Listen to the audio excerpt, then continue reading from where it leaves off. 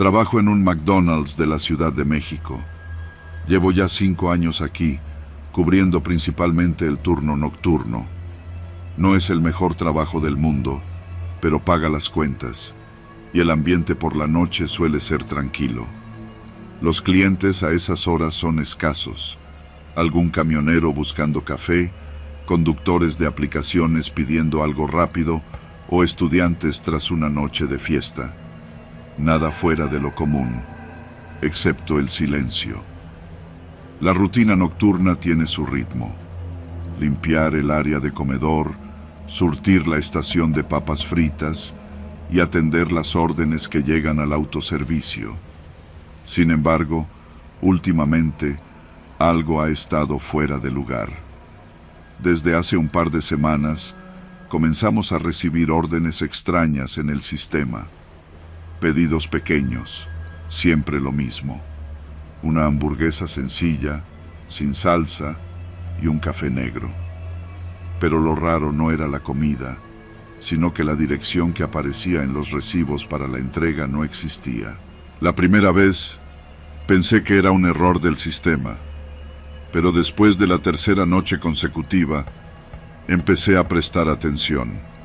Siempre la misma hora, 2:15 de la madrugada. Siempre el mismo nombre en el pedido, Raúl S. Y lo que más me desconcertaba era que nadie pasaba por la ventanilla a recoger la orden. Al principio, no le di demasiada importancia. Quizá era solo una broma o alguien jugando con la aplicación.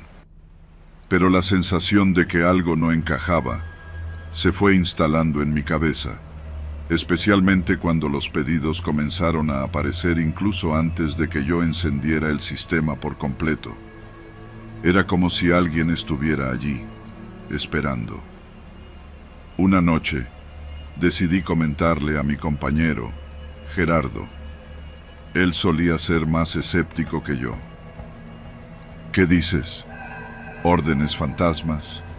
Rió mientras preparaba un sundae. No, en serio. Mira, dije, mostrándole el historial en la pantalla. Él se inclinó para verlo. Frunció el ceño. ¿La misma dirección? Eso sí está raro. Nos quedamos en silencio por un momento. Afuera, la calle estaba completamente desierta, y el único sonido era el zumbido de las máquinas. ¿Y si alguien nos está vigilando?, sugirió, medio en broma, medio en serio. Pues si lo está haciendo, se está esforzando mucho para asustarnos, respondí, tratando de parecer indiferente, aunque no lo lograba del todo. El hallazgo de los recibos me dejó paralizado. Cada uno estaba arrugado y manchado, como si hubieran estado allí por días o semanas. El viento hizo que algunos papeles crujieran al moverse, y el susurro que había escuchado antes parecía intensificarse, como si el terreno mismo respirara. Intenté tomar una foto, pero mi teléfono comenzó a fallar. La pantalla se congeló y la linterna parpadeó antes de apagarse. Mi corazón latía con fuerza, y por un momento pensé en subirme a la moto y largarme de ahí. Pero algo en mi interior me dijo que debía saber más. Empujé ligeramente la malla y noté que estaba suelta, como si alguien la hubiera movido antes. Con un poco de esfuerzo, logré abrirla lo suficiente para pasar al otro lado. El terreno era un caos de maleza y basura, y con cada paso que daba, el susurro parecía rodearme. Miré a mi alrededor, buscando alguna señal de quién había dejado esos recibos, pero lo único que encontré fue un sendero improvisado que parecía llevar al centro del terreno. Mientras avanzaba, sentí que mi respiración se volvía más pesada, como si el aire estuviera cargado. A lo lejos, vi una estructura pequeña, como una caseta abandonada, cubierta de grafitis y musgo. El susurro era más fuerte allí, y aunque no podía distinguir palabras, Sonaba como un murmullo colectivo, muchas voces hablando al mismo tiempo. Me acerqué con cautela y empujé la puerta de la caseta, que cedió con un chirrido metálico. En el interior, el ambiente era aún más denso. Había una mesa vieja y sobre ella una pila de recibos idénticos a los que había encontrado afuera. Pero eso no fue lo más perturbador. Al lado de la mesa había una silla con marcas profundas en los reposabrazos, como si alguien hubiera estado aferrándose a ella con fuerza. De pronto, un golpe seco rompió el silencio. Venía desde fuera de la caseta. Me giré rápidamente, apuntando con la linterna que milagrosamente había vuelto a funcionar. La luz temblorosa iluminó las paredes de la caseta, y entonces lo vi. Una sombra pasó fugazmente por la entrada. «¿Quién está ahí?», grité, mi voz resonando en el espacio cerrado. El silencio fue total, como si el susurro hubiera cesado en ese instante. Pero entonces, un sonido bajo y gutural se escuchó, como si algo estuviera arrastrándose por la maleza. Salí corriendo de la caseta, con la linterna en mano, pero el terreno estaba vacío.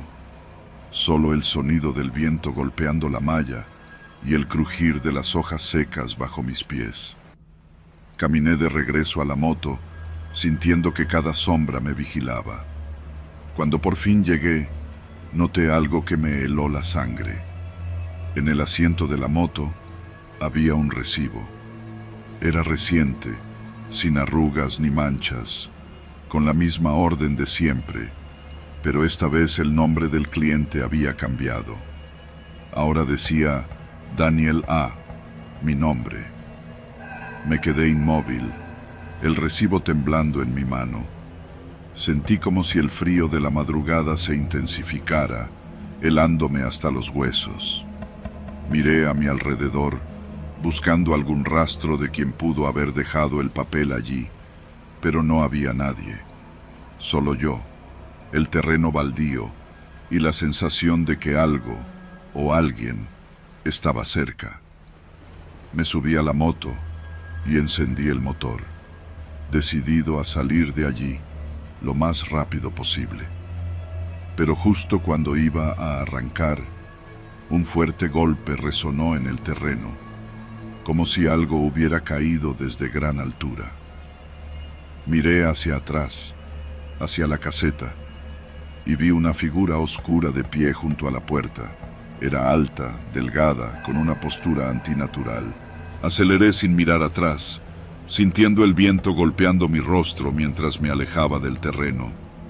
Pero a medida que avanzaba por las calles desiertas, el recibo que había encontrado seguía sobre el tablero de la moto, como un recordatorio inquietante de lo que acababa de suceder. Cuando llegué al McDonald's, el lugar estaba vacío. Apagué la moto y me quedé unos minutos sentado, tratando de calmarme. Entré al restaurante y revisé el sistema de órdenes. Mi sangre se congeló al ver que había un nuevo pedido: una hamburguesa sencilla y un café negro, exactamente igual a los anteriores, pero esta vez con la dirección del McDonald's. Esa noche decidí investigar un poco más. Cuando llegó el pedido a las 2:15, anoté cuidadosamente la dirección que aparecía en el recibo: Calle Sur 553, número 20. Se suponía que estaba a unos 20 minutos en moto desde el restaurante. «Voy a echar un vistazo después del turno», le dije a Gerardo. Él me miró como si estuviera loco. «¿Y si es peligroso? ¿Qué tal que es un lugar donde, ya sabes, pasan cosas malas?», dijo con un tono de preocupación que no era habitual en él. «Por eso quiero ir. Necesito saber qué está pasando». Cuando terminé mi turno, salí del McDonald's, subí a mi moto y seguí la dirección del recibo. La ciudad estaba silenciosa, solo el murmullo lejano de algún auto en la avenida principal. Las calles se volvieron cada vez más estrechas y menos iluminadas a medida que me acercaba al lugar. Finalmente, llegué al supuesto número 20. Era un terreno baldío, cercado con una malla oxidada y cubierto de maleza. No había casas, ni siquiera un letrero que indicara la calle. Solo el zumbido de un poste de luz que parpadeaba intermitentemente. Me quedé allí un momento, con el motor de la moto encendido, mirando a mi alrededor. Nada, ni un alma. Pero entonces lo escuché.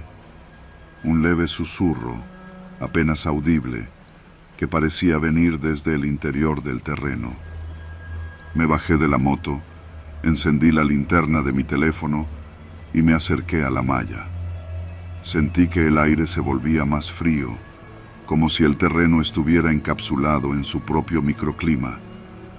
Me agaché para mirar entre los huecos de la malla y entonces vi algo que me hizo retroceder de golpe.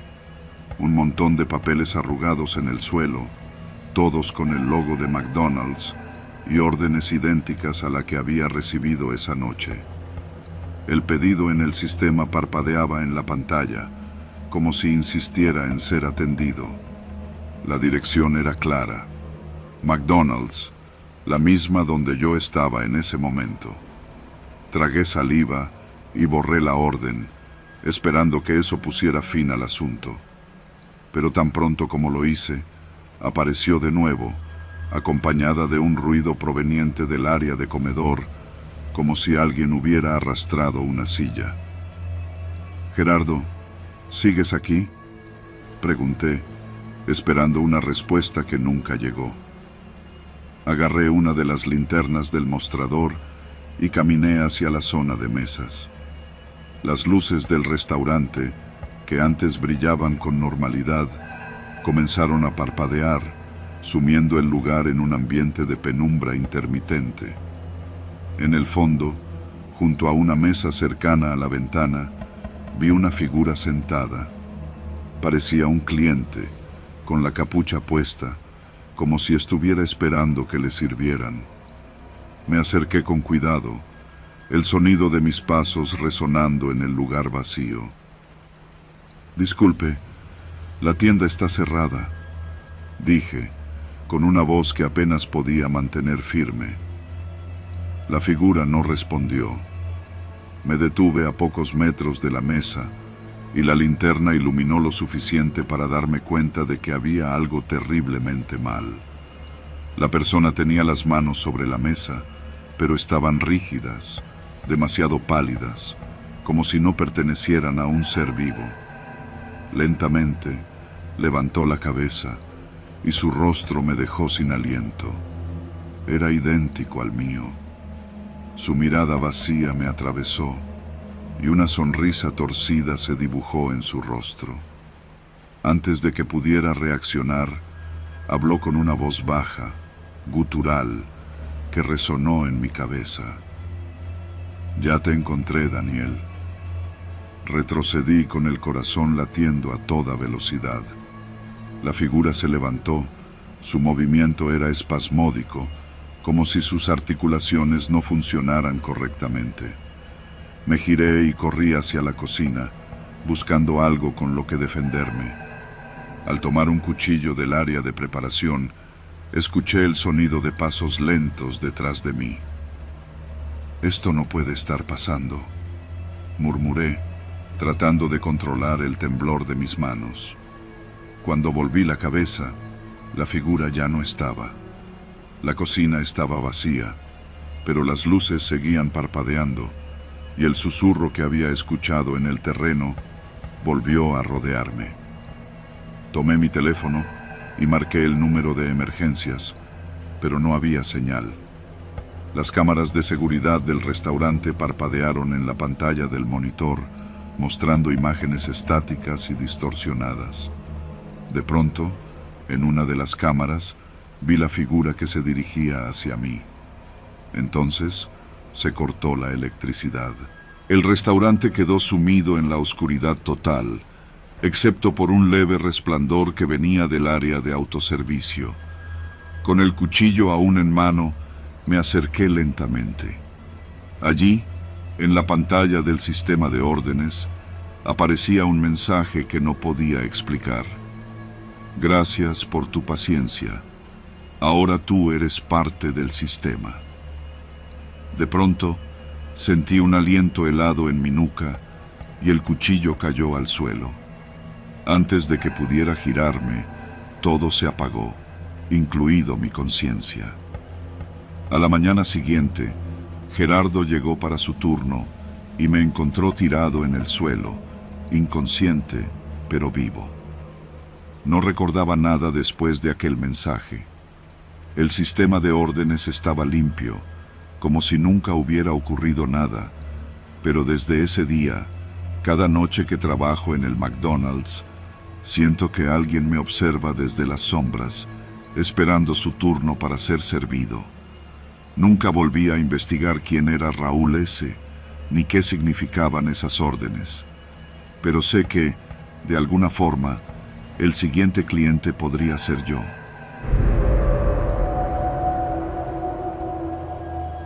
Trabajo en un McDonald's ubicado en una avenida transitada de la Ciudad de México, donde el día es un caos y la noche un abismo de silencio. Somos 5 empleados en el turno nocturno. Yo, Sofía, quien está en la caja, Arturo, encargado de la cocina, Memo, el supervisor, y 2 más que se ocupan de la limpieza y las órdenes del autoservicio. Las cosas comenzaron a ponerse raras hace un mes. Cada noche, alrededor de las 3:10 de la madrugada, un grupo de 3 clientes llegaba al restaurante. Un hombre de mediana edad, una mujer con cabello corto y lentes oscuros, y una adolescente que nunca decía una palabra. Pedían siempre lo mismo: 2 hamburguesas con queso, unas papas grandes y un refresco mediano. Nunca hacían contacto visual, pagaban en efectivo y se sentaban en las mismas mesas, justo en el rincón más apartado del comedor. La primera semana no les prestamos demasiada atención, pero su puntualidad y comportamiento mecánico comenzaron a inquietarnos. Lo más extraño era que, cada vez que se iban, la mesa quedaba impecable, como si nunca hubieran estado ahí. Es raro, ¿no?, me dijo Sofía una noche mientras cerraba la caja. Quizás son sonámbulos, respondí, intentando restarle importancia. Pero una noche, Arturo decidió revisar las cámaras de seguridad después de que el grupo se marchara. Lo que vimos nos heló la sangre. En las grabaciones, los 3 clientes aparecían entrando al restaurante, pero nunca se veía que se movieran realmente. En un momento estaban frente al mostrador, al siguiente ya estaban sentados, sin que se registrara ningún movimiento intermedio. Sus rostros, borrosos, parecían desvanecerse al parpadear la luz de las cámaras.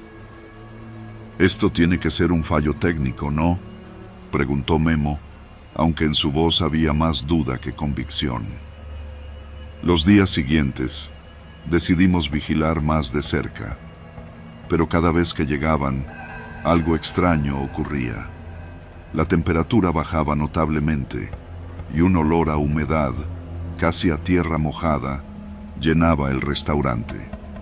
Arturo, quien solía ser el más valiente, empezó a faltar al trabajo. Entonces, una noche, nos dimos cuenta de que había un patrón en sus visitas. Las 3 mesas que siempre ocupaban tenían un símbolo grabado en la madera, algo que parecía un número o un código. 1975.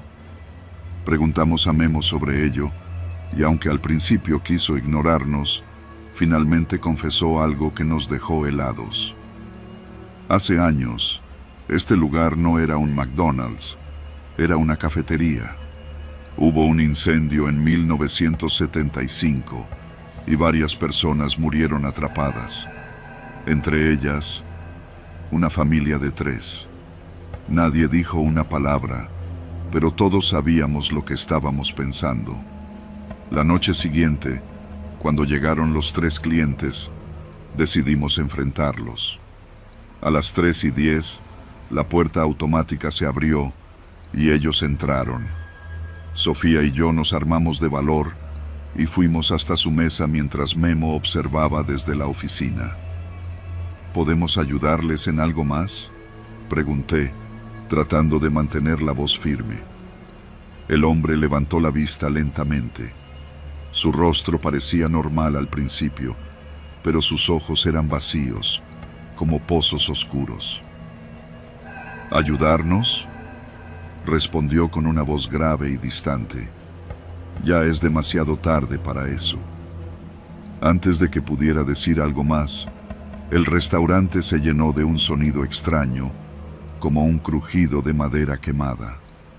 La luz comenzó a parpadear, y cuando miré hacia Memo a través del vidrio de la oficina, él estaba golpeando la pantalla de las cámaras, tratando de arreglar la distorsión. Los 3 clientes se levantaron al unísono y caminaron hacia la salida. Pero antes de cruzar la puerta, la adolescente se giró y nos miró por primera vez. Sus ojos estaban llenos de lágrimas y su voz, apenas un susurro, dijo: ¿Por qué no ayudaron? Las luces se apagaron completamente. Cuando volvieron, el restaurante estaba vacío. Las mesas, sin embargo, seguían frías al tacto, como si acabaran de irse. Desde esa noche, nunca volvieron. Pero el símbolo grabado en las mesas desapareció, y cada vez que nos sentamos allí, sentimos un escalofrío inexplicable. Ahora, a las 3:10, ninguno de nosotros se atreve a mirar hacia el rincón del comedor. Todos sabemos que, aunque no los veamos, ellos siguen ahí, esperando una respuesta que nunca podremos darles.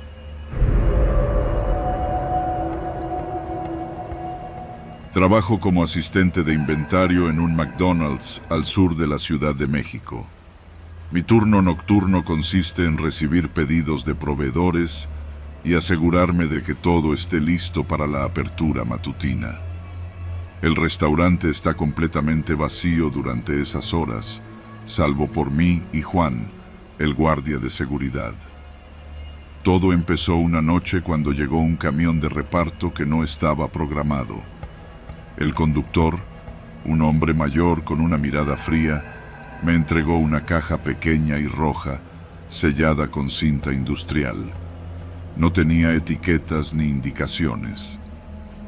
«Esto es para ustedes, instrucciones directas de la central», dijo con voz seca antes de volver a su camión y desaparecer en la oscuridad. Al principio pensé que era un error, pero cuando revisé el inventario, todo parecía en orden.